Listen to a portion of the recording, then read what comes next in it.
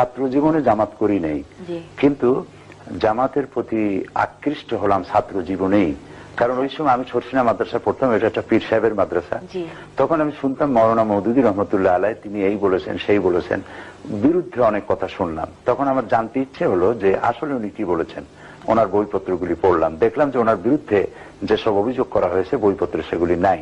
তখন জামাতের প্রতি আমার একটা আকর্ষণ সৃষ্টি হলো। এরপরে আমার লেখাপড়া শেষ করলাম 1962 সনে, মাদ্রাসা শিক্ষার উচ্চশিক্ষা ডিগ্রি নিয়ে। তারপরে আমি ব্যক্তিগতভাবে কিছু রিসার্চ ইত্যাদি করেছি।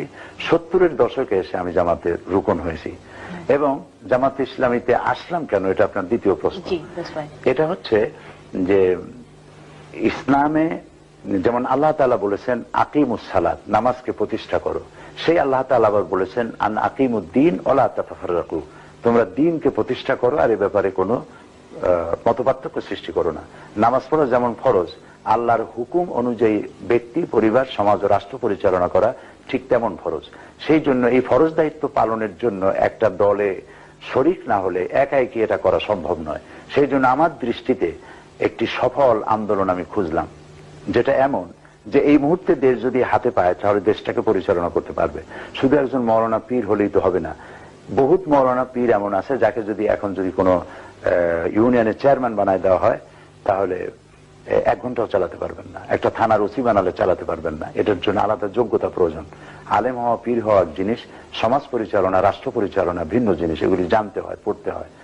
এবং এই আন্দোলনকে পরিচালনা করার জন্য পত্রিকা থাকতে হয়, তারপরে সাহিত্য থাকতে হয়, বিভিন্ন সেক্টরে কাজ করতে হয়। আমি দেখলাম জামাত ইসলামী এমন একটি দল যার অঙ্গ সংগঠন আছে অনেকগুলি। শ্রমিকদের মধ্যে কাজ করছে, নারীদের মধ্যে করছে, অমুসলিম নাগরিকদের মধ্যে করছে, প্রশাসনের মধ্যে করতেছে, ছাত্র ছাত্রী, চাষি, সর্বস্তরে। এবং তাদের সাহিত্যের একটা বিশাল ভান্ডার আছে এবং পত্র পত্রিকা আছে, বাংলা, ইংরেজি, উর্দু, আরবি, ছাত্র সংগঠন ইত্যাদি সবকিছু আছে।